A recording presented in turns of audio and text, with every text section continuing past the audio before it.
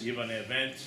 We're privileged to have Mendel Horowitz, which I'll introduce shortly. I just wanted to mention that tonight's shiur is in a refuah shalema for Orly Rachel Bat Yehudit Ruth, and an Elias Neshama for Karen Goldman, who just passed away this past week. Gittel Bas Konya Sophia. I just want to remind everyone to turn their cell phones on silent. And we have posters in the back for the other upcoming events. Really great stuff. A special Chesed event that's not being advertised over there, but September 6th, we are having a hands-on Chesed event at Yad Eliezer. We're looking forward to getting more volunteers. It will be very, not just inspirational, but you really feel you're doing something. I don't want to take any more of the Rav's time away, but there's a pasuk that I'm becoming more and more familiar with. The pasuk says, part of the pasuk is, Chesed v'emet yichupar avon. Kind acts and truth atone for sin.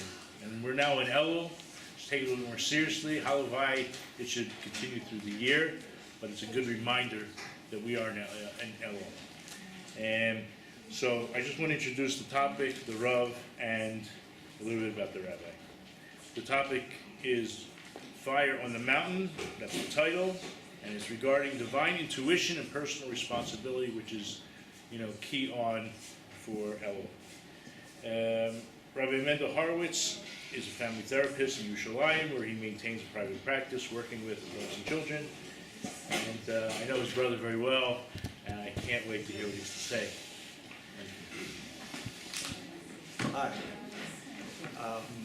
Hi. Like Rabbi Poston said, he knows my brother. He doesn't know me personally, and he never heard me speak, and he doesn't know what I'm going to be speaking about. So I don't know why he thinks it's going to be so fabulous. I guess I'd like to hear more from you if you think it's as fabulous as he hopes it's going to be. I guess I just want to start with 2 sentences about myself so you know where I'm coming from. And then I actually want to begin with a question. Like Rabbi Poston said, I'm a family therapist, but I'm not here tonight as a family therapist. He did not mention that for the past 20 years I've been teaching in a yeshiva in Har Nof, Yerushalayim, for American teenagers who come to Israel for a year, more modern Orthodox community, boys who come to study for a year or 2 or 3 before they go back to America to study in universities. So my experience teaching is mainly teaching teenage boys.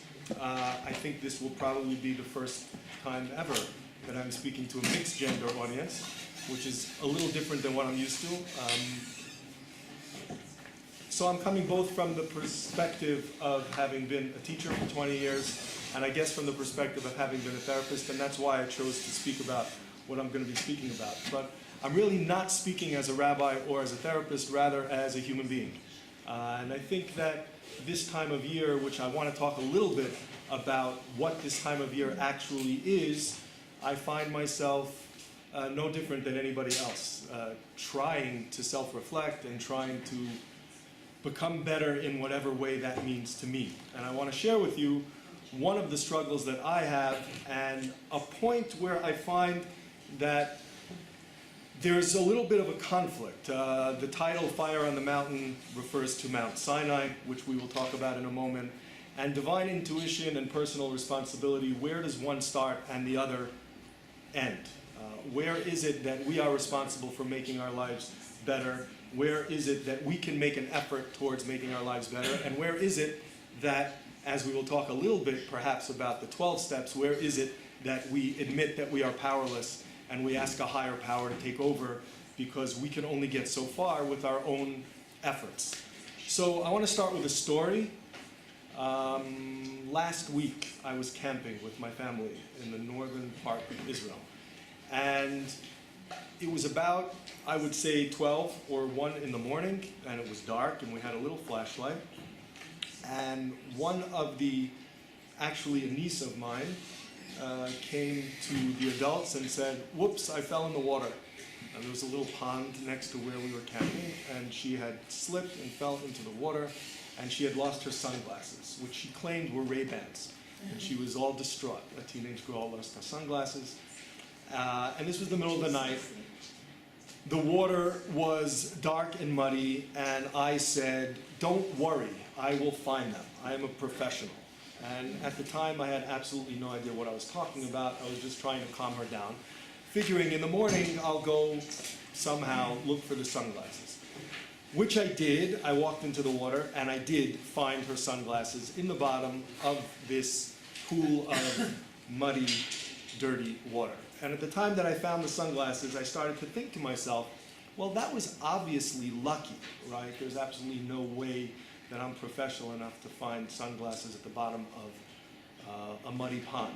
So what was it exactly that I did that allowed me to find those sunglasses? I don't think that I'm an expert sunglass recoverer. I don't think that I didn't have any special equipment. I just really got lucky. But what I did was I put myself in a position to get lucky, and I think that's what I want to talk about. Where is it that we could put in our effort, and then where is it that luck, or whatever luck is, takes over? Does anybody have anything to say about that? Maybe we could start with a question for you, if that topic sounds like something that you want to hear about. Yes, okay. So let's, I feel like starting with another short introduction, and that introduction is from the Ramchal. I don't know how many of you have heard of the Ramchal. The Ramchal, there's a little introduction over here. Moshe Chaim Luzzatto from the 1700s, a very famous thinker, writer, rabbi, Kabbalist, and he wrote a book called The Mesilas Yesharim, The Path of the Just. And he begins his book by stating, Amar ha-mechaber ha-chibur hazeh lo chibarti l'lamed l'bnei ha'adam es asher lo yad'u. He did not write his text to teach people anything that they did not know. And what he goes on to explain is that the purpose of his book was, on the contrary, to remind people something that they intuitively know, and to recommend to people that only as a result of reviewing and reviewing and reviewing and working and working and working will what they intuitively know actually be brought out, and they will actually be able to actualize what it is that they know. And the similar, taking a cue from Rabbi Luzzatto, I don't want to teach anybody anything that they don't know. I don't think I'm going to teach you something that you don't know. I think anybody who wants to grow, anybody who wants to change, anybody who has habits that they want to get rid of, thank you very much. Is it water?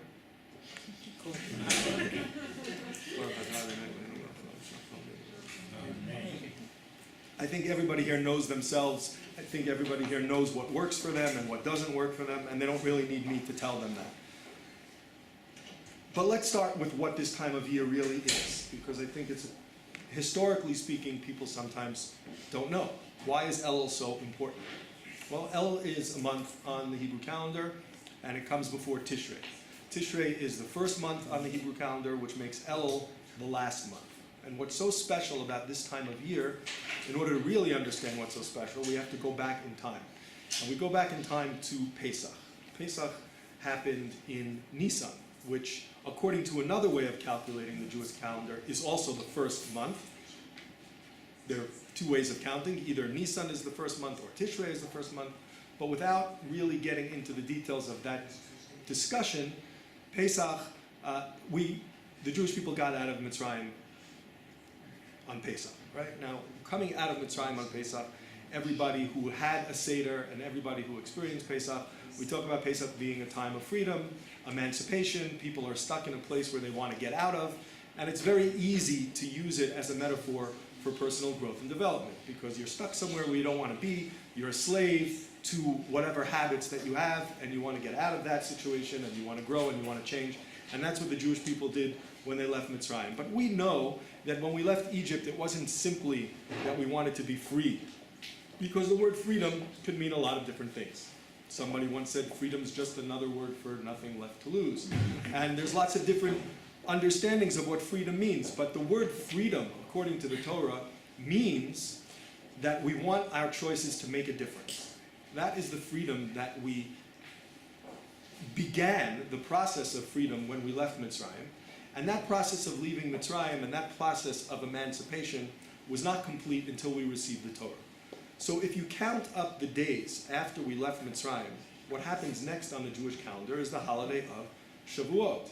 And in between Pesach and Shavuot is what we call Sfirat HaOmer, where we count the Omer, 7 weeks, 7 times 7, and then comes the holiday of Shavuot. Now, if I asked everybody what happened on the holiday of Shavuot, I'm pretty sure, because I've done this before, that I would get a similar answer from most of the people in the audience. So I'm not going to say it out loud. But I will tell you what I assume that you would say if I said what happened on Shavuot. Most people would say, we got the Torah. And that's the answer that my children give, and that's the answer that students give, and it's not true. We did not get the Torah on Shavuot. What happened on Shavuot was we heard the Ten Commandments. The revelation happened on that day, where we were told the Ten Commandments, either by Moses or by God, but we didn't actually receive anything. You could swallow that for a second. Trust me on it, it's true. We did not get anything. We heard the Ten Commandments. And that was the culmination of the Exodus from Egypt, because now, after we heard the Ten Commandments and we entered into a covenant with God, now our choices made a difference. Now we were able to choose between good and bad and right and wrong, and everything should have been according to plan, except that it wasn't. Because what happened on Shavuot was we heard the Ten Commandments, and then Moshe Rabbeinu, Moses, went back up the mountain. And he was supposed to come down 40 days later with the Ten Commandments on the tablets. And 40 days after Shavuot was the day when the Jewish people sinned with the golden calf. And that day is commemorated as a fast day, the 17th of Tammuz.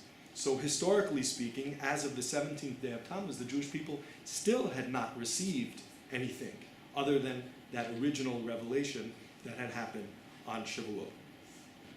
Moshe Rabbeinu went back up the mountain for another 40 days. So far, it's 2 sets of 40, it's 80, and he came down again on Rosh Chodesh Elul, the beginning of Elul.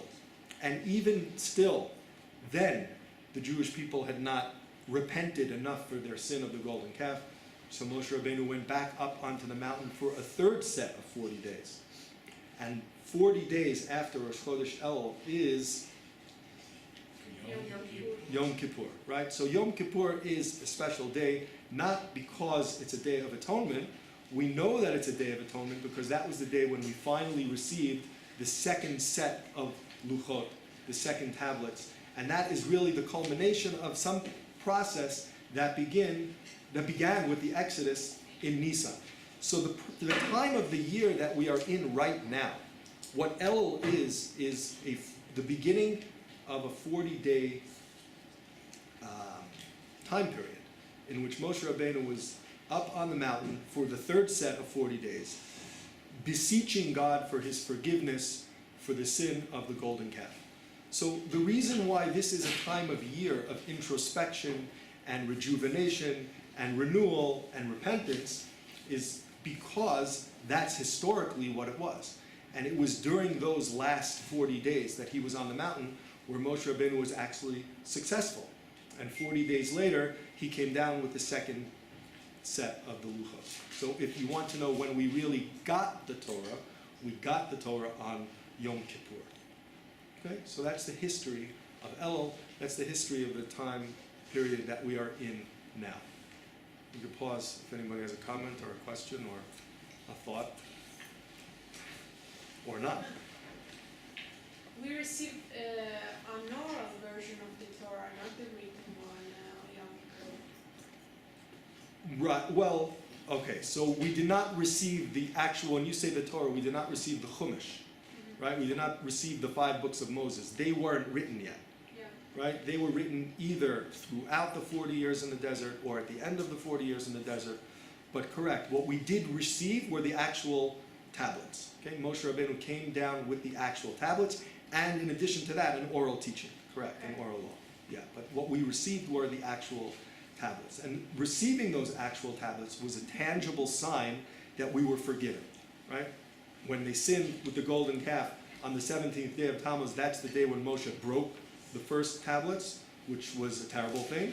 And receiving the second set of tablets was an actual tangible sign that we were forgiven. So when we observe Yom Kippur in another 30-something days, what we are observing is a day in which we receive the ultimate forgiveness by finally receiving the actual commandments etched in stone. Okay, let's move on. The next thing on this paper is taken from Alcoholics Anonymous. I don't know how many people are familiar with it.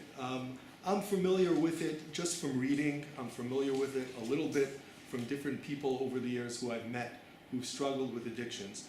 And I find this set of 12, I don't even know what to call them, and I don't want to call them the wrong thing. But I think they're astoundingly beautiful, and I think that by reading through them, which I don't want to do right now, they could really be a guide for self-help, for personal growth, for religious growth, for spiritual growth, for anybody. And I'm not the first person to notice that. Many, many, many greater than me rabbis and teachers and educators have made that connection before. But one of the things that stands out from the 12-step program, and again, the reason why I'm mentioning the 12-step program is because what that is really a program for people who want change. And repentance, which is really a terrible word because it sounds so Christian, is really not the right word. Tshuva really means to return. And what we're interested in is bringing out something within us that's natural, bringing out, I guess, more of who we want to be and who we can become. And that happens as a result of an introspective process, and it also happens as a result of asking for help. Now the question is, who do you ask for help from? So the way that the 12 steps conceives of a power greater than ourselves refers to humbly asking for the removal of shortcomings and the defects of character, and themes that are very much in line with, as Orthodox Jews, we believe are part of our growth, particularly at this time of year. But one thing stands out, and that is going back and forth between doing, I don't know if the word fierce is here, a fierce moral inventory, where a person will sit and actually think, what is it about my life that I want to be different? What is it about my life that I want to change? And taking responsibility for that. And at the same time, how could you take responsibility if you're saying that you're powerless? Where's that power for your change going to come from if it can't come from within? See, it's almost a paradox. If you're powerless, then you don't have the power to change. But you need power to change, but you're powerless. So what exactly are you supposed to do? And how are you supposed to get further in this journey towards returning? So if you turn to the next page, I want to learn with you something, or study with you something, that I find to be incredibly fascinating. It's from a sefer called Chovot Halavavot, which, in case you haven't picked up on, I don't really speak Hebrew that way. I would say the Chovos Halavavos. I don't know how many people here speak that dialect of Hebrew, but the Chovot Halavavot, or the Chovos Halavavos, or the duties of the heart, whatever you want to call it, was written by a rabbi, and Wikipedia calls him a philosopher, Rabbi Bachya ibn Pakuda.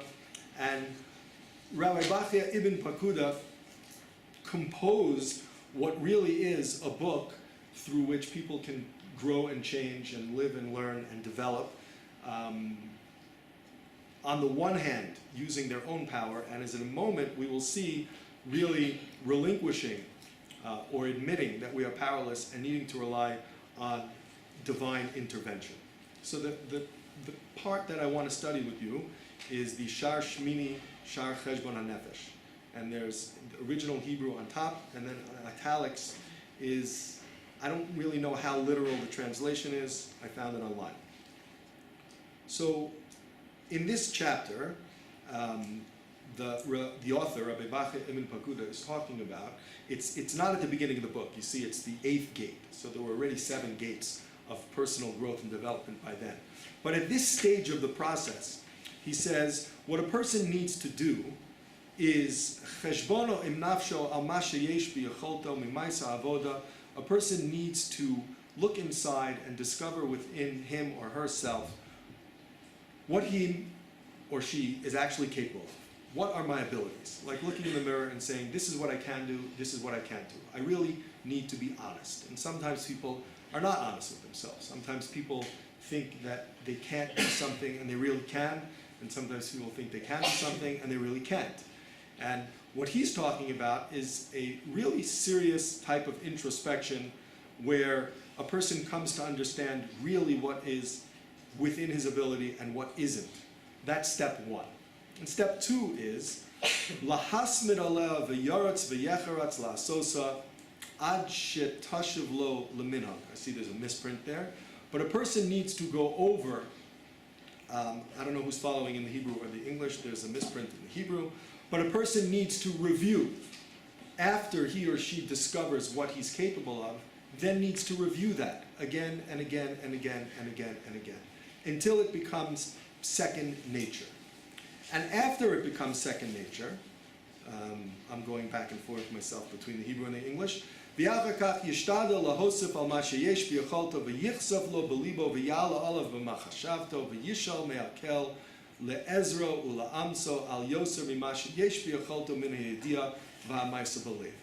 So if you go along in the first paragraph there in the English, what he says is that a person needs to do a moral inventory. A person needs to think, and a person needs to be diligent and review over and over and over again, what am I capable of and what am I incapable of, and what am I really, really, really capable of and incapable of.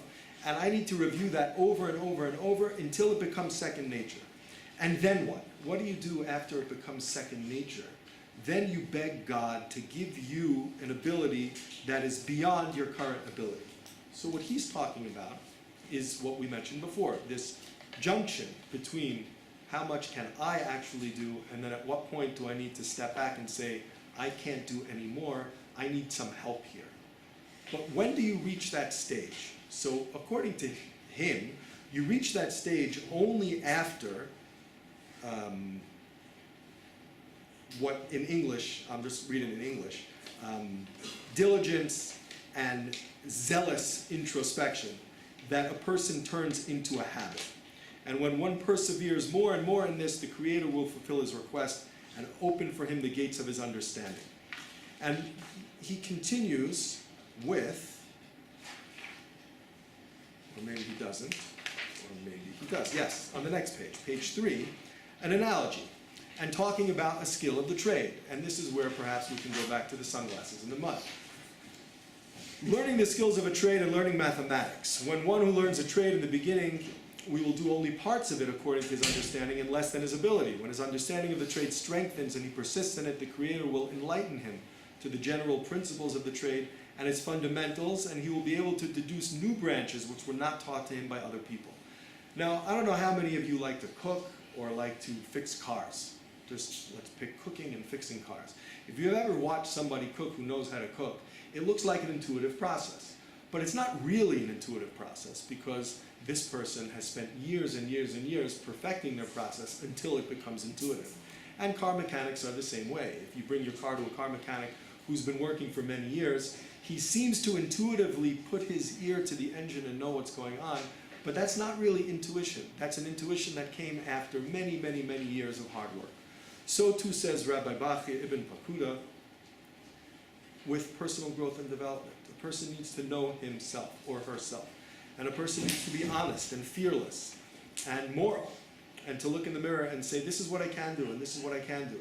And if there's something that I can do that's little, I'm going to do it over and over and over and over and over again. And if there's something that I can't do, I'm going to try to do it over and over and over and over and over again. And what's going to happen is at a certain point, if you ask for it, you will, if you're lucky, you will receive this divine gift. And at that moment, your efforts will change from the efforts of somebody who's working with his or her abilities to somebody who's working with efforts that are a little bit more intuitive, and that intuition, according to him, is divine. So there's a point where your efforts go to, and then your efforts stop, and the inspiration sort of takes over. And if we change the word to inspiration, really, I mean, anybody can Google for famous quotes about inspiration. Everybody knows that inspiration only comes from somewhere, right? A person could be inspired, but that inspiration usually comes from putting yourself in the right place at the right time, and that is a result of effort. So I want to move on Any questions about that? Does anybody find that to be interesting? I mean, I found it to be interesting because the 12 steps was, does anybody know what year that's from? Maybe the 1930s? Yeah. Anybody? 1930s, so the 12 steps came about in the 1930s. 34, it was written in 1939. Okay, so the 1930s, which was slightly after this book was written. And I just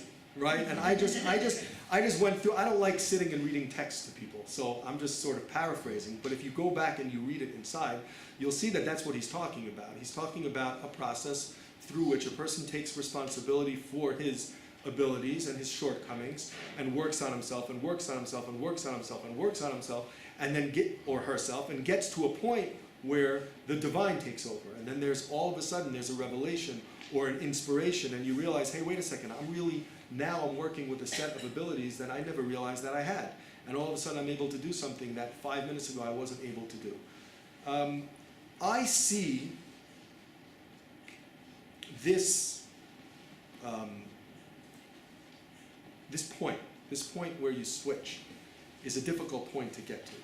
And the question is how you get to that point. And I just want to share with you one thought from the davening in the morning. I don't even know how to describe this in English, so I'll just say it in Hebrew. There's a point in the morning prayers where we say the Kriya Shema, the morning Shema. And before the morning Shema, there's a number of different prayers, the different blessings before the Shema. And one of them mentions a bunch of different attributes, so to speak, or abilities of God. And one of them is Oseh Hadashos, that God renews, he makes things new.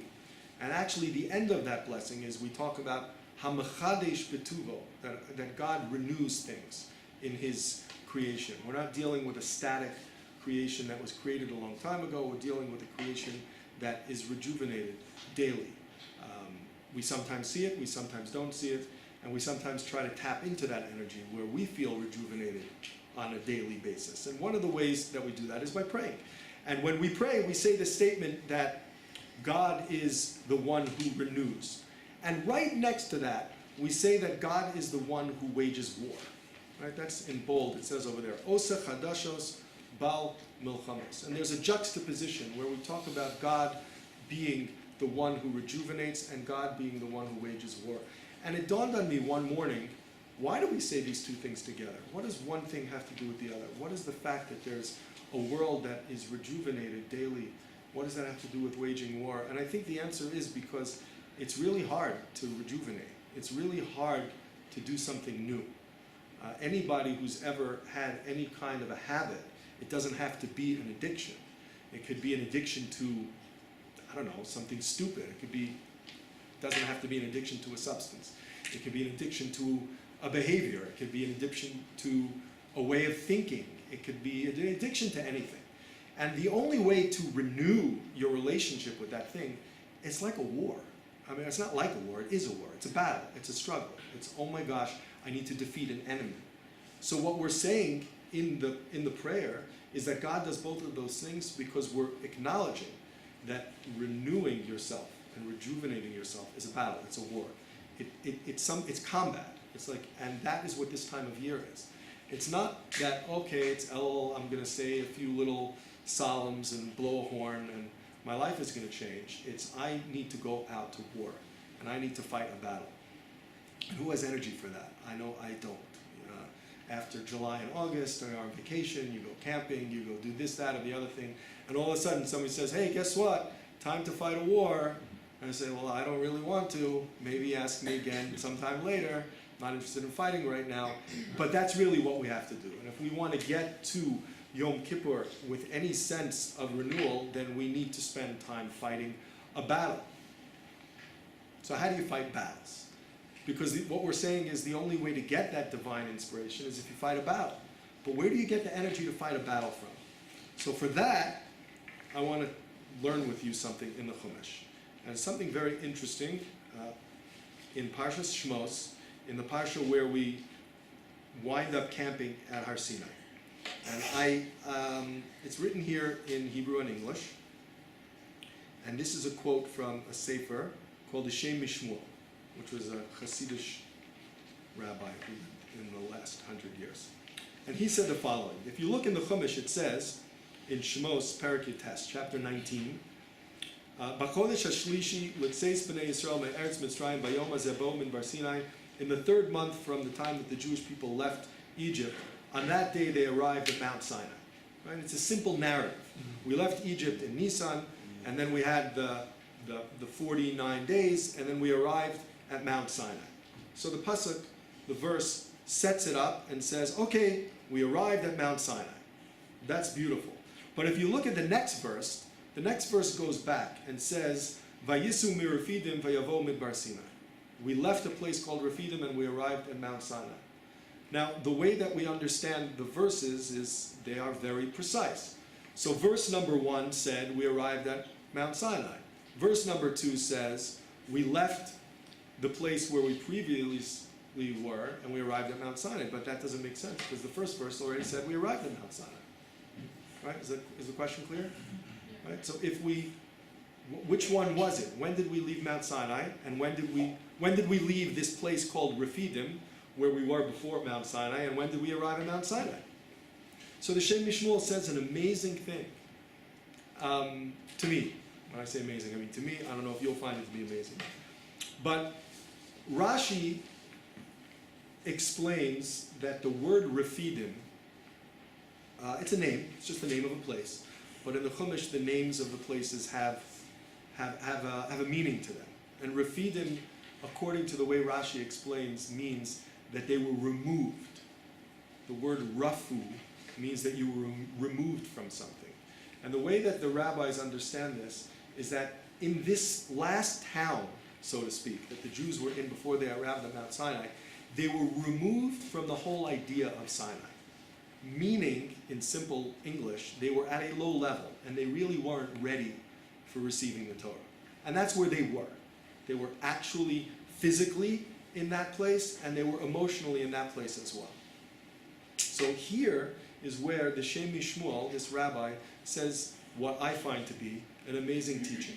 When you are in a situation that you cannot get out of, when you are in a situation where you experience yourself as very distant from your goal, how do you actually get out? Now, once you get out, you can start the process. And you can start the process of working on yourself, like we said before, and struggling and waging war and getting this divine help. But how do you actually take the first step, which is the most impossible step to take? So he says something fascinating. He says that the first verse that says that we arrived at Mount Sinai, we didn't really arrive there. We arrived there in our imagination, which I find to be amazing. Now, if you look back again at the verses, what he says is, on the third month from when the Jewish people left Egypt, on that day they arrived at Mount Sinai in their imagination. And then the next verse says, they traveled from point A to point B and they arrived at Sinai.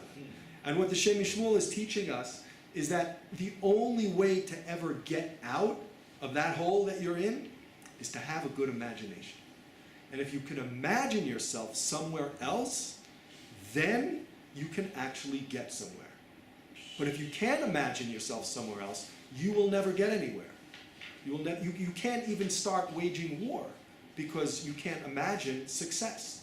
You need to be able to close your eyes and imagine success, even if you can't yet do it.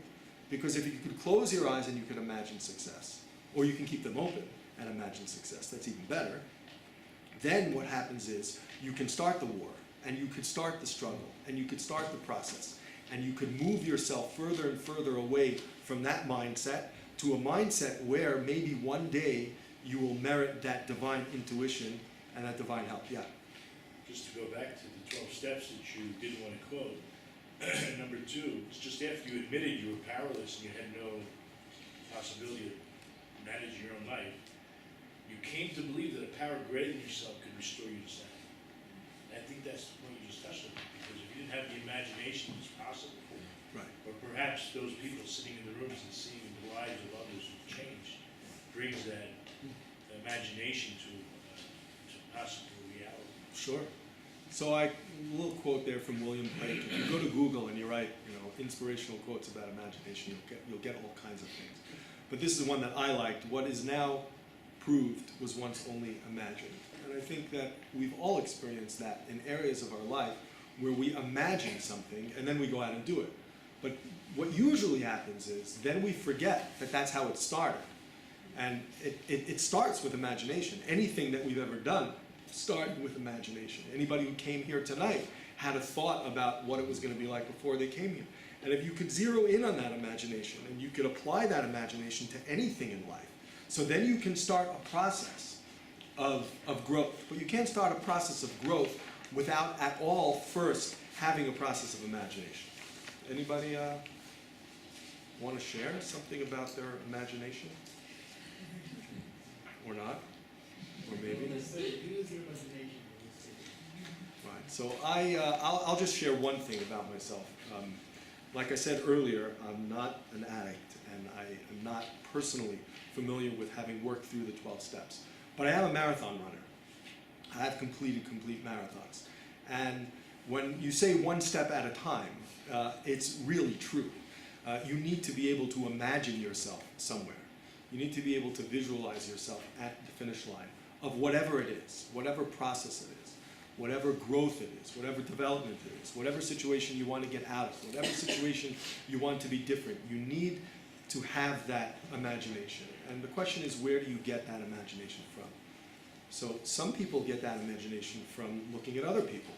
Some people get that imagination from having groups that they attend where they hear about other people's struggles and they are inspired by that. Some people get that imagination by having close family and friends, and very often you can get that imagination by looking at children who live in imaginary worlds and are always, always, always imagining new worlds and changing, and they're dynamic, and they're sometimes people are old in years but young at heart, and they have imaginations. I know a rabbi of mine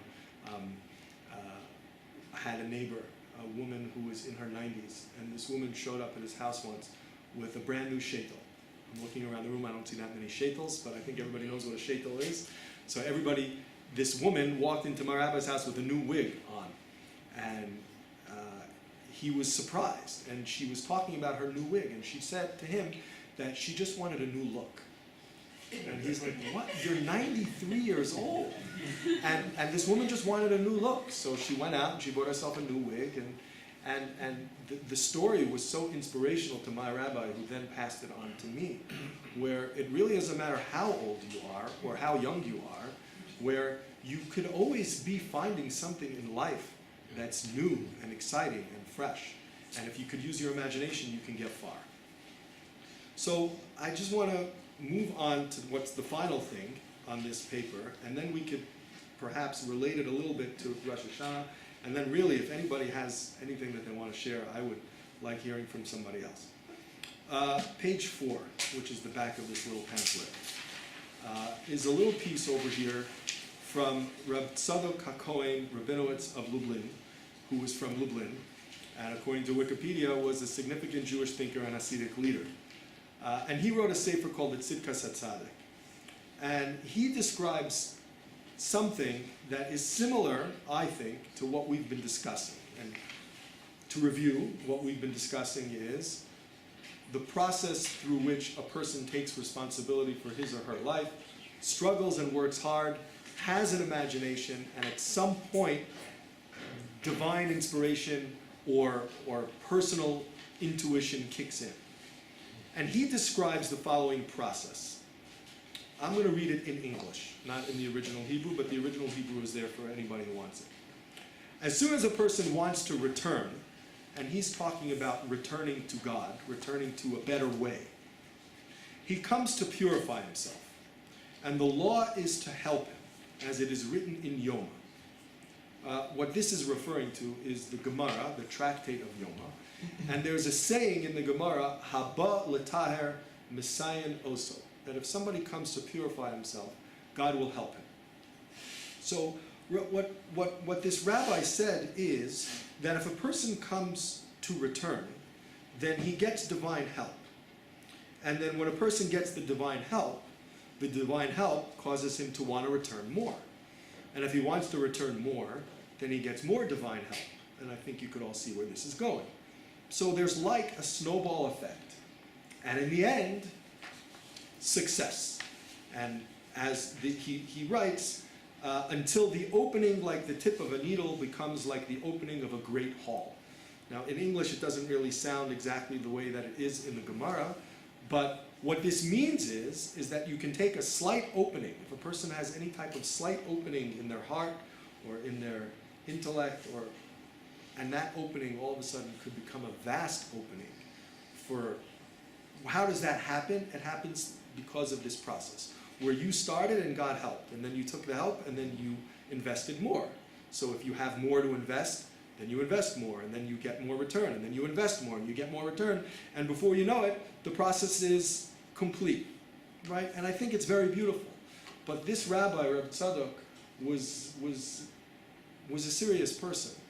And after he finished writing that paragraph, I could imagine, he said, wait a second, there's a problem with this whole description.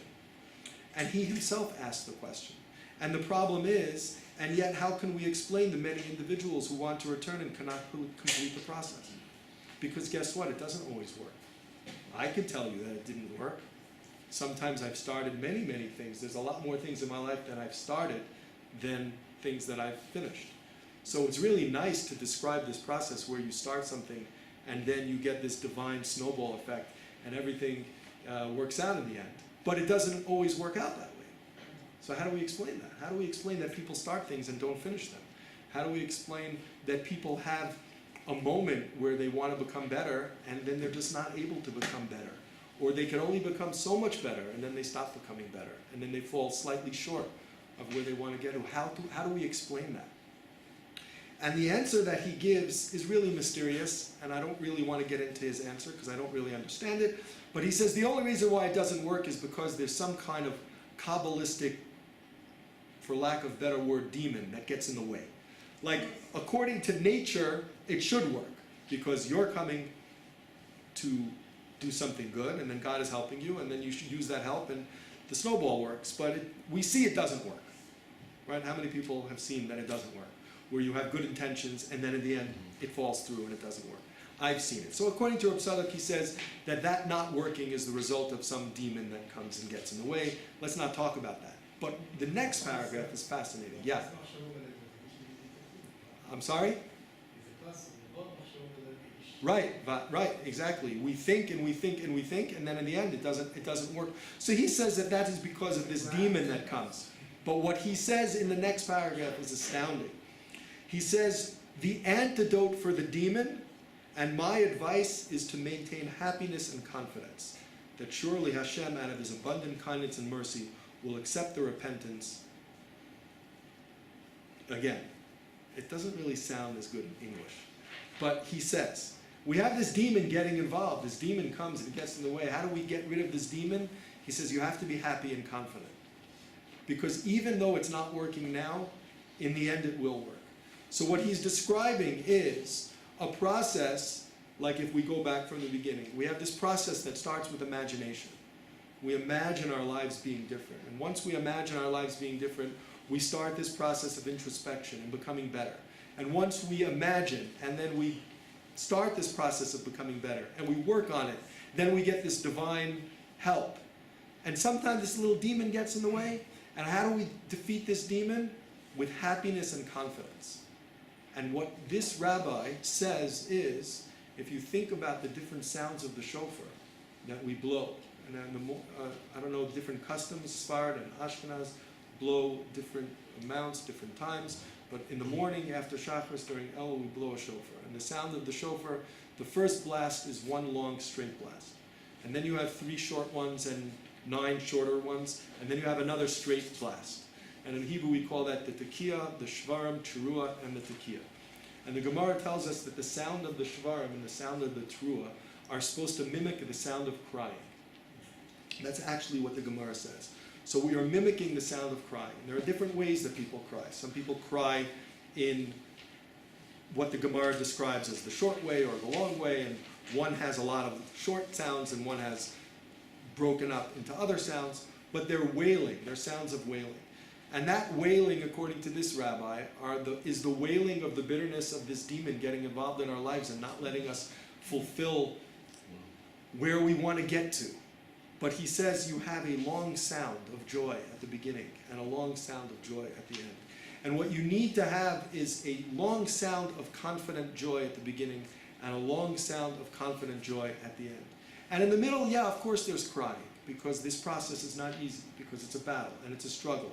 And like we said before, it's a war. And its introspection is not pleasant. And to look in the mirror and to see things that are not pretty is not pleasant.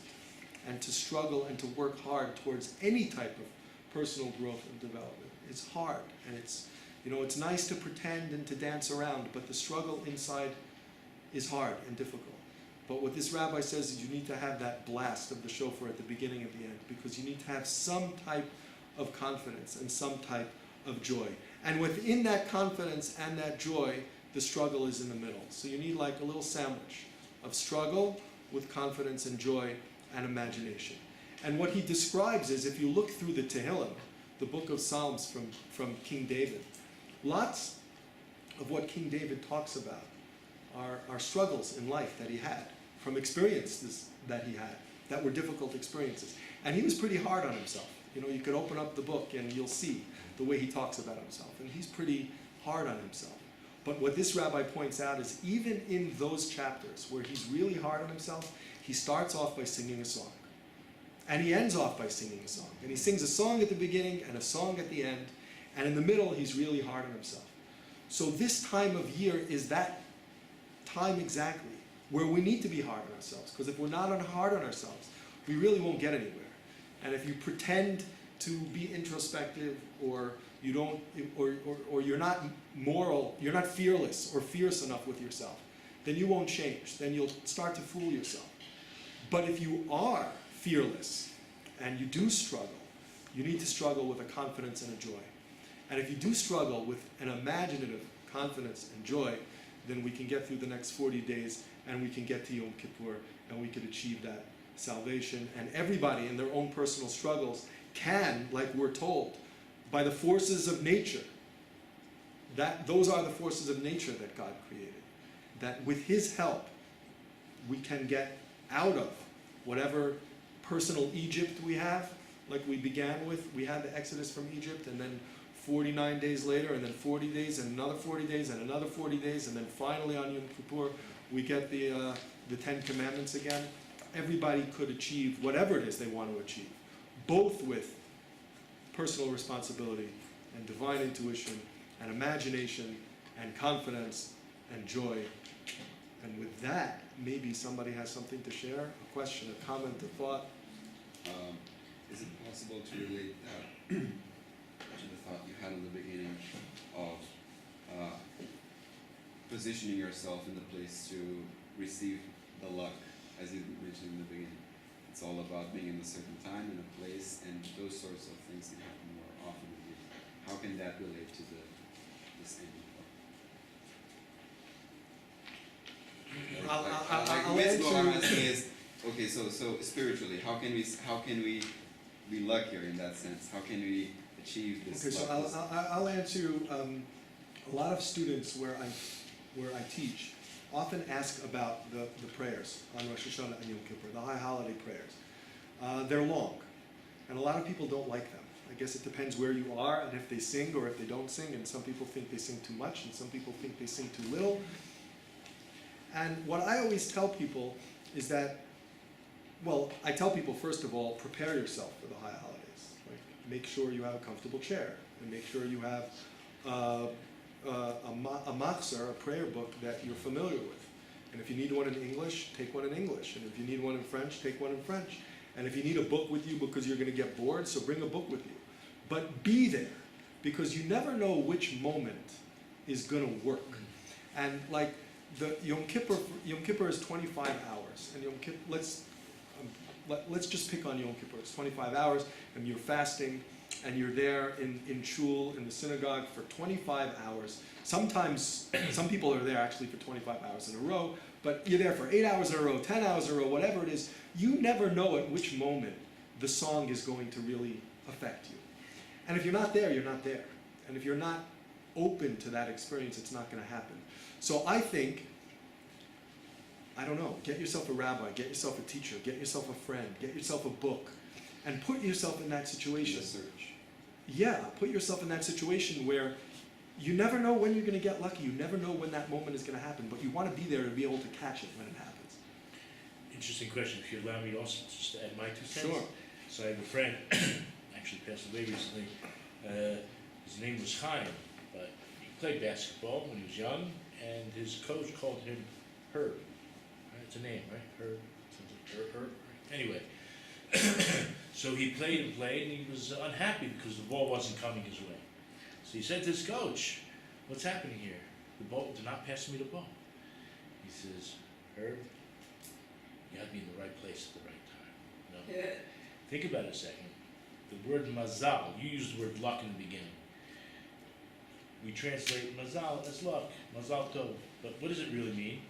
Makom, zman, la'asot. You have to be in the right place at the right time, doing the right thing. So we have an instruction manual called the Torah. So that teaches us what to do. And we have to pray to Hashem and do the hishtadlut to try to keep up as the 12-step, the program. Get with the program, right? That's all you have to do is get with the program and daven, try your best to be in the right place at the right time, doing the right thing. Chaim from Yerushalayim? Is that who you're referring to? No, I wasn't. Chaim Eisler. He was playing basketball, so I mean, Chaim I can't really. Okay. Yeah.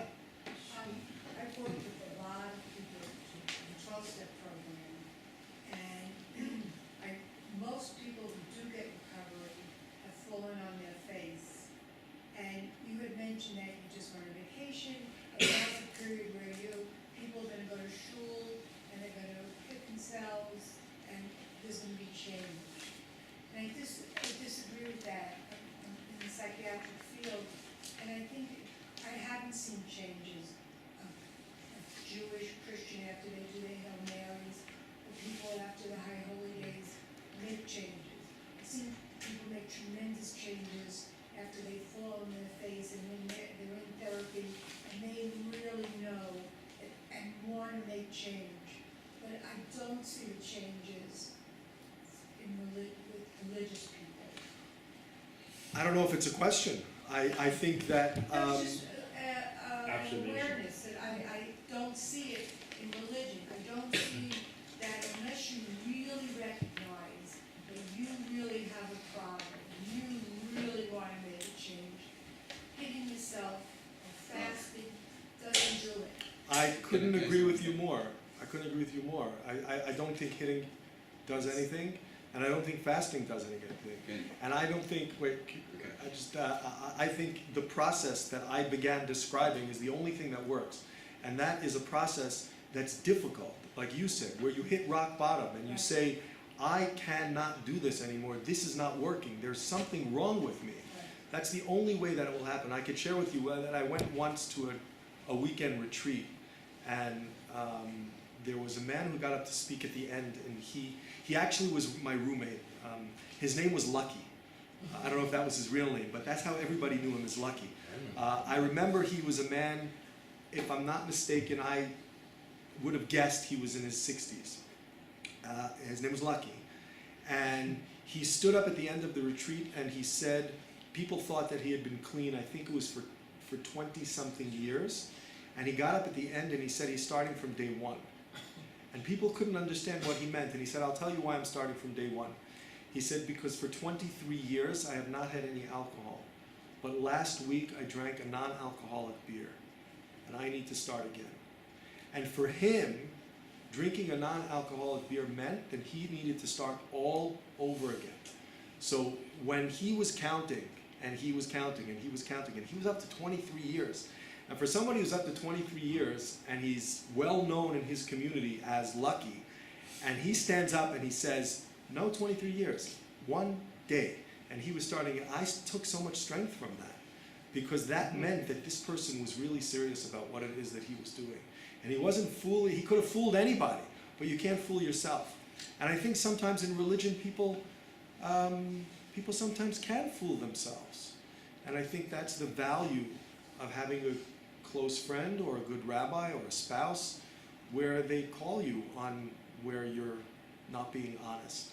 So I don't know if it's really the fault of the religion or it's the fault of, somebody once said, don't judge a religion by its practitioners. I think religious people can be introspective and can grow and change, but it's not easy. I will definitely agree with that. It's not at all easy. Just to add, for the sake of the argument, there's no real argument here. The history of the 12-step program came from a fundamental Christian group who basically walked around with their Bibles, and we all know where their Bibles came from. So the principles are eternal and true, and they apply to when somebody is deep down in the pit of Egypt and needs to be lifted out. Exactly what we went through. So I was going to say something that picks on a little bit each bit. So there are two things that it's important to say. The first one is that you might not see a connection necessarily. For example, a person who's into addictions, who's into a bad lifestyle, you might not see objectively a relation of their fixing with a certain particular time of the year. Maybe it's not related necessarily with Rosh Hashanah, with Yom Kippur, but spiritually there is a way why every day is special. So if it doesn't happen on Rosh Hashanah, it happens 1 month after or before. But there is no way you can get away from the fact that ultimately, when the person does the tikkun in their lives, it's got to do. There is a religion factor there. It doesn't matter if they do it through religion, but it messes with their soul, and it will always be connected. It's a business of the soul. Doesn't matter how you look at it. So they might not do it through religion, but it's connected to the soul every time. And if they fix it successfully, there's no way they didn't do it other than looking into their soul. And in that way, it is always religious. It is always related to religion. Well, I would just, I think I could put the two things together, and if you look, I don't know anybody's name here, so I can't refer to you by name, but if you look at the sources that I brought, you will see that what they're really talking about is something difficult. I think I would agree with you. They're not talking about a process where you do this. A rabbi of mine once said, if we would do this with an ice pick, then maybe we would feel it. Maybe we would feel it. But even then, probably not.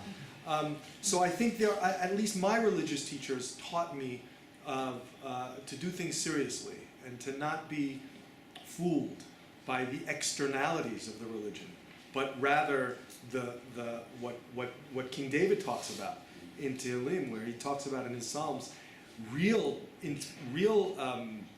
personal work where you realize, hey, wait a second, I've really hit rock bottom. And he explicitly says that numerous times. But just to do it with some kind of joy and confidence, and to know through this higher power, which people seem to find strength in. I know who my power is. Other people could describe their higher power how they want. But like you said, tapping into some kind of ability that seems beyond me is really what we're talking about. I just happen to be very familiar with the big book of Alcoholics Anonymous, and when you talk about people who cannot recover, it says that they don't seem to have the ability to be honest with themselves, and some people are just incapable, psychologically, whatever. I think for the most of us, it's also difficult, as you mentioned throughout this lecture, that to look in the mirror is extremely painful. But only once you hit that rock bottom, it's as if you had no choice. And that's where the imagination needs to kick in, or else it's lights out, Right. Anybody else? Anything else? That weekend that I attended was one of the most inspirational weekends that I've ever had. Yeah. I really like what Rabbi Tzedek Cohen said about that. Yeah, sure. So, I just thought it was really beautiful. You were talking about Rabbi Tzedek Cohen said about that the antidote to someone who wants to do tshuva and the demon, is to be happy and confident. And I think that part of could be that like maybe something that he was referring to, the demon, is that like when you start, you get like, you know, we get inspired, and like everyone's made the same New Year's resolution like a million times, you know. Some people have succeeded. I think a lot of people make the same ones every year. And they're like, this year I'm going to do it. This month I'm going to do it. I'm going to start, you know, changing it this time. And then you get inspired. And then like a day later or 2 days later, a week later, all of a sudden like all the insecurity and doubt and fear start like flooding in. And instead of being like, oh yeah, okay, now what? We take it to heart in a really deep and powerful way, and it discourages us from like being open to the divine inspiration that you're talking about, you know. And so I think that maybe, you know, so to stay happy and joyful and confident is really, I think, I mean, it makes perfect sense to me that like that's what he's saying, like to stay grounded in the process, that like God is pouring inspiration down on you. And are you, you know, are you like a vessel? You need that like teeny tiny opening to be, you know, like if you're joyful and confident, then the like fearful and insecure and doubtful and disappointing thinking will like, you know, pass fairly quickly. So I just think it's really beautiful that like this is like describes this like beautiful process. I also think it's beautiful. That's why I mentioned it. Thank you. And I think to put the two things, I keep coming back to the comment that you made. I think when I hear this, this idea about the shofar blasts, right? And you have the long one, and you have the crying one, and you have the long one. It's not that I think that, okay, I'll blow the shofar and then my life will be better. But if I combine the two things and somehow this teaching will allow me to stay confident and happy, then that's where some of the things in religion wind up working for me. Because the symbols are really strong and really powerful and really meaningful. So they're not hocus pocus magic. You don't blow a ram's horn and change your life. But if blowing that ram's horn and knowing that that ram's horn has been blown for thousands of years by people, and there's thousands of years of history in that ram's horn, and there's thousands of years of crying and introspection and teaching, then that could be inspirational, at least to me. So I just want to share that with everybody. But I think what you said, doubt and insecurity, is really the worst. Doubt and insecurity. There's lots of other teachings about how doubt and insecurity is really the worst. But that's for a different time. Did you want to add anything about the sunglass story? Because the sunglass story. Never completed that. The sunglass story. Well, first of all, it started with a total false confidence, where I said, I'm a professional, I'm going to find your sunglasses. I mean, that was just... That was to your daughter? Actually, not my daughter, to my niece. But what I did is in the morning, I waded into this muddy pool, and I thought to myself, okay, if I was a pair of Ray-Ban sunglasses, and I was hanging off of the t-shirt of a young teenage girl who bent down to get something from the water and fell in, what would I do? And I sort of felt around on the floor with my feet. I guess the water was about 3 feet deep. And I sort of, you know, got a sense for what the terrain on the bottom was. And there's some rocks. And then I noticed that there was like a little cliff in the water underneath the water line. And I said, okay, well, if I was sunglasses, I probably would have fallen over there. And then I would get to the edge and I would just fall right off. And then I'd probably be in the mud right at the bottom of that cliff. And that's where they were. So it really wasn't rocket science. It was lucky because I could have just as easily not found them. And by the way, they weren't Ray-Bans. But I put myself in a situation where I said, you know what? I thought about it. I said, okay, if this, then this, then this, then this, then this, and I put myself in that situation. And for me, it just became a way of conceiving of my own life, of like you were saying before, you were saying before, about putting yourself in a situation that allows you to get lucky. So whatever it is, just think about your life. Think about the times in your life when you got lucky. Like, let's say a person, well, I once read a story about a baseball fan I don't know how many people are familiar with baseball, but a baseball fan who had caught like 30 or 40 or 50, I don't remember the number, a crazy number of foul balls. Does that mean anything to anybody? You know what I mean? So how does that happen? I mean, I've been to baseball games and I never caught a foul ball. But he studied it. Like he studied the different ballparks and the different hitters and where the foul balls usually get. And then like, so is that luck or that's not luck? But I don't know. And I think if you think about your life and you think about all the situations where you were being successful in whatever battle or struggle that you were in, think about the circumstances. Think about where you were when it happened. Think about what your attitude was, what your mindset was, what you were wearing. I don't know. Like really go into details, and then maybe you'll get lucky again. Can I say something? With the glasses, my daughter was in Netanya and she lost her glasses. It was late one evening, so then it was just too dark, we couldn't see anything. So the next morning we went really early, my wife and I, and it was like a miracle, we actually found it. But the thing is that we wouldn't have gone, we thought, what the chances, like 1 in like a million, but by going there and just having a look. So it was luck, but we made a bit of effort, and I think that's what we did. Right. Because it like, what's the chance? So, I should have called you. no, but by actually going there, we thought there's no ways we'll, but let's just give it a try. But we actually went and we had a look and we found it. So I think that's what you were mentioning before, that confidence, that happiness and that confidence, and like, yes, I can do this. Like whatever it is, I can do this. On Shabbat, somebody shared a story that there was a man who wanted to break, I think it was the 4-minute mile or something like this. And so he said nobody had ever done it, and he had like set it in his mind, and he trained, and he worked very, very hard for it, and he was going for it, and he finally broke it, and he did 3:59, like that. He made it. But after he did that, all of a sudden, all these different people started breaking it as well. Like it became something that it was just something that he imagined he wanted to do. Nobody had done it, and he worked for it, and he achieved it. And once he broke it, all of a sudden people realized that it was a possibility. Exactly. And once they saw it was a possibility, they realized that they too could do it. And so then it opened his imagination opened the door for other people to do the same thing. Exactly. And I know who that guy was, because I run, so people know. Yeah, I figured you would. You said that earlier. The next thing is a 2-hour marathon, but they're not quite up to that yet. They tried, but we're not successful. I know you use the word lucky, but generally we don't believe in. Yeah, I would say, yeah, Yeah. I agree. That's why I say lucky. Like it's not. It's a result of effort.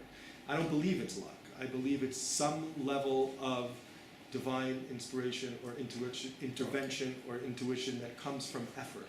I don't think that's not the type of luck that I'm talking about. I'm talking about the type of luck where, like you said, you say, okay, I'm going to go do that, or I'm going to have the confidence that I'm going to find something, and I'm going to put effort into being lucky.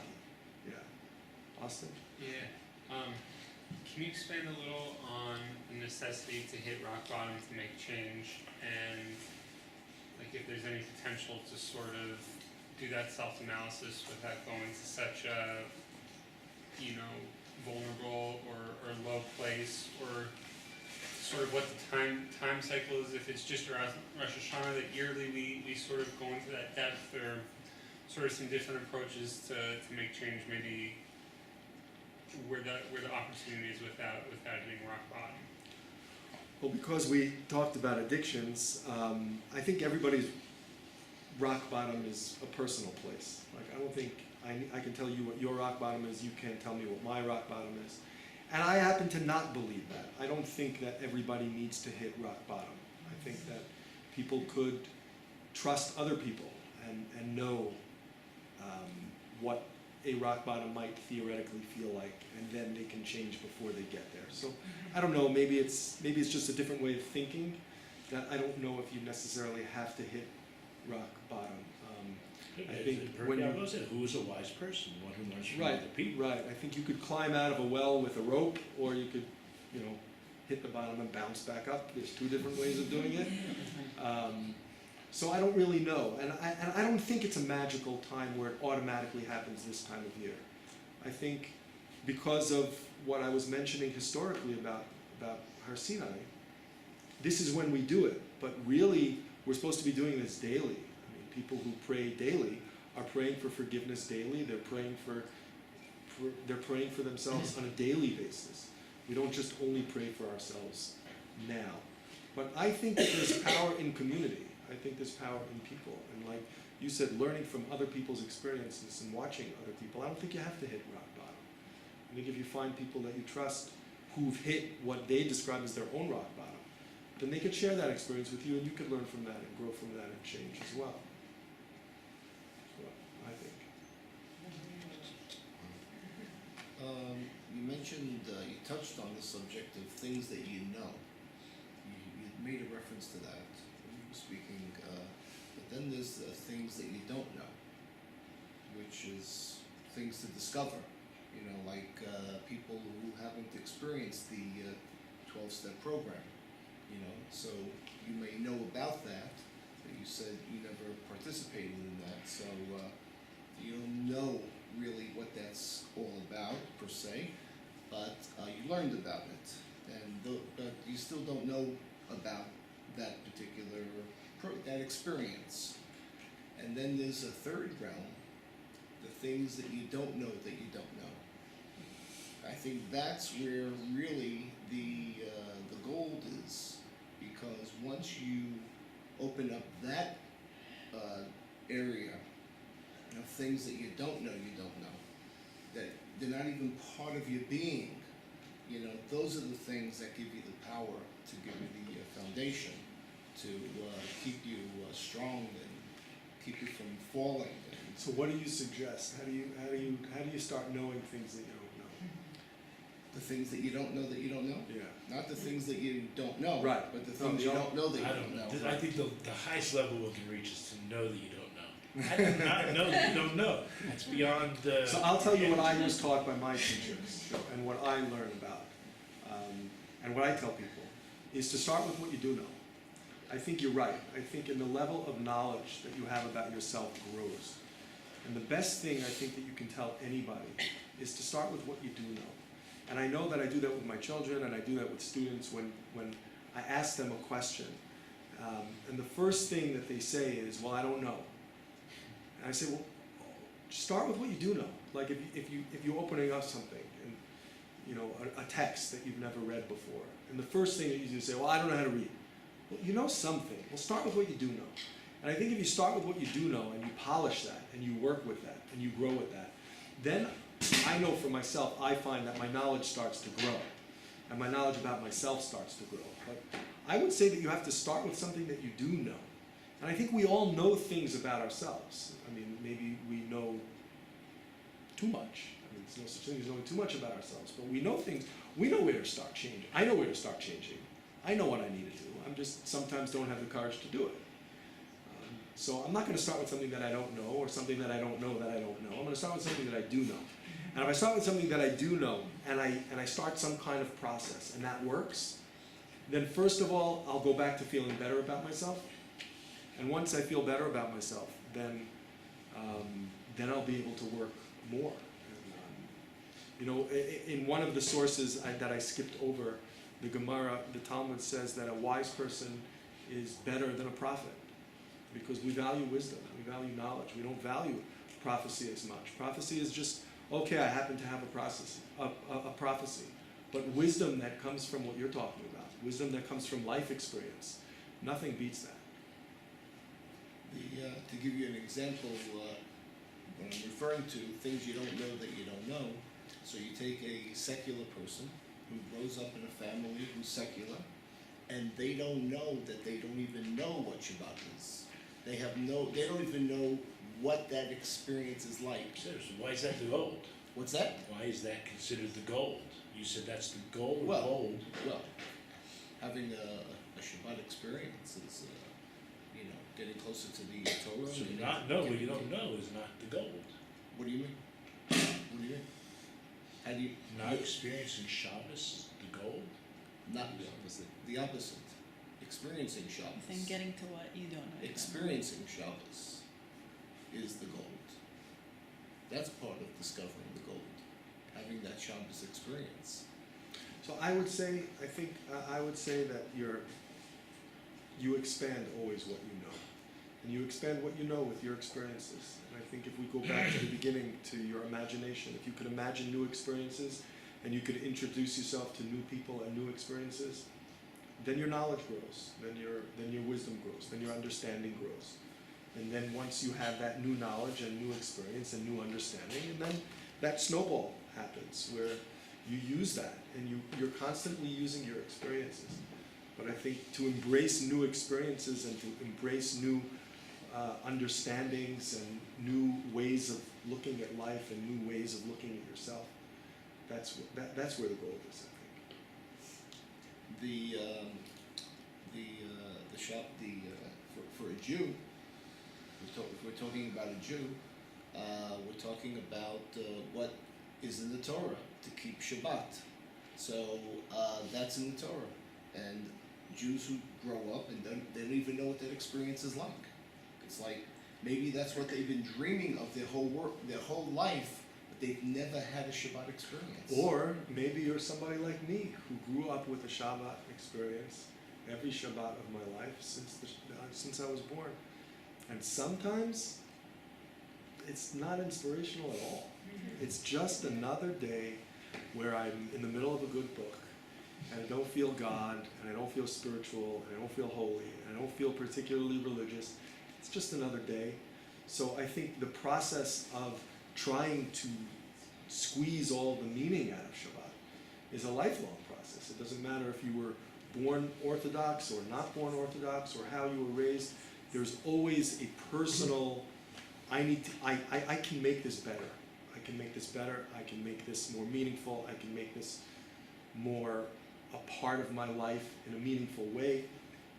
And that process never ends. Yeah. Never, I think, ever I ends. think it's more than what I'm thinking because the Kli Yakar, which I read a lot, and he says the tachlit of Chachma, the goal, the purpose of wisdom is to eventually arrive to the point where you know that you don't know. That's a very humbling place to be. So that's why maybe semantics, I didn't really understand what you're saying. You're talking from more experiential. Just to clarify, growing up, I never had a Shabbos experience. So I didn't even know what that was. I had no clue until 1999 with Rebbetzin Young Rice. So, I'm yeah. jealous. I really am. I am jealous because I never had that, and I never will have the opportunity to have that because I had a Shabbos experience since I was born. So I never had the opportunity to approach it new and be inspired by it. It's different for me, and I think everybody's experience is like that. But I just want to get some more. There's more people who want to. No, I just want to reply to you that sometimes inspiration, it's like only catching what the word and Hashem tell you, and sometimes you think about secular experience, but I'm talking about the experience of Europe, like a person that is completely distant from a Jewish environment, and anyway that message arrives to him. And sometimes it's only a matter of being open to new messages and to understanding what the word and what Hashem is telling you. So everybody has a chance, but to have an inspiration and experience of Teshuvah or go to Judaism, but has to be open to new input and keep your heart open to the word, and something will arrive. You just have to be open. Shkoyach. And I'm sure many people, I also want to say something. Just in terms of Shabbat, I've been more Shomer Shabbat in my life than I haven't been. Okay, so I'm Baal Tshuva, but from an early age. And I was taught that every Shabbat is different. Every week is different. Every day is different. Every prayer, if you add something to your prayer, you were not Yotzi. So you could be, when people do get stuck in, a rote situation. But I think that being in an environment, as you said, community, people don't allow that to happen. They care enough about each other and inspire each other on a continuous basis. I was told if you walk back, you walk forward 3 steps, you walk back 3 steps, and you're not a changed person, you didn't accomplish anything in prayer. And every Shabbat is different. That is what I was taught. And I think that maybe left more to my imagination. I agree. I agree. I just want to stress, and I think that I did stress, that it's hard. Yeah. It's hard work. It's a challenge. None of this is easy. It is not easy to grow. It is not easy to change. It is not easy to find inspiration. But because it's so difficult, that's where the payoff is. And I think hopefully together in whatever community everybody's in, we could inspire each other and get through the next 40 days, and then another 40 and another 40 and another 40. Like, Moses was up there 3 times. It didn't work the first time or the second time or the third time. And it was over and over and over again. And every precedent in the entire history of the Jewish people, the religious history of the Jewish people, every achievement came after great struggle. And falling and falling and falling and falling and falling and getting up again. And there are verses about that, and there are stories all throughout the Gemara about falling and getting up and falling and getting up and falling and getting up. So if you fall, you can get up. And if you can't get up by yourself, you can find somebody to help you. And hopefully together we can do that. I guess I could just end, because it just dawned on me. A rabbi of mine once taught me that a hand in Hebrew is called a yad. And a yad is the letters yud and daled. And the numerical value, if you go according to the numerology of the Hebrew alphabet, a yud is 10 and a daled is 4. So yud daled, the word for yad, is 14. And if you look at a hand, you have 14 knuckles. You have 1, 2, 3 on each finger, except 3, 6, 9, 12, and 2. So your hand is called a yad, and you have 14 knuckles. If you take one yad and you put it together with another yad, then you have koach. 14 and 14 is strength.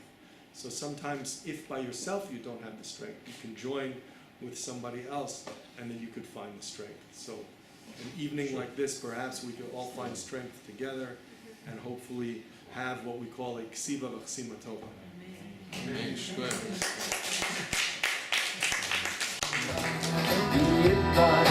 Yiboneh Archives,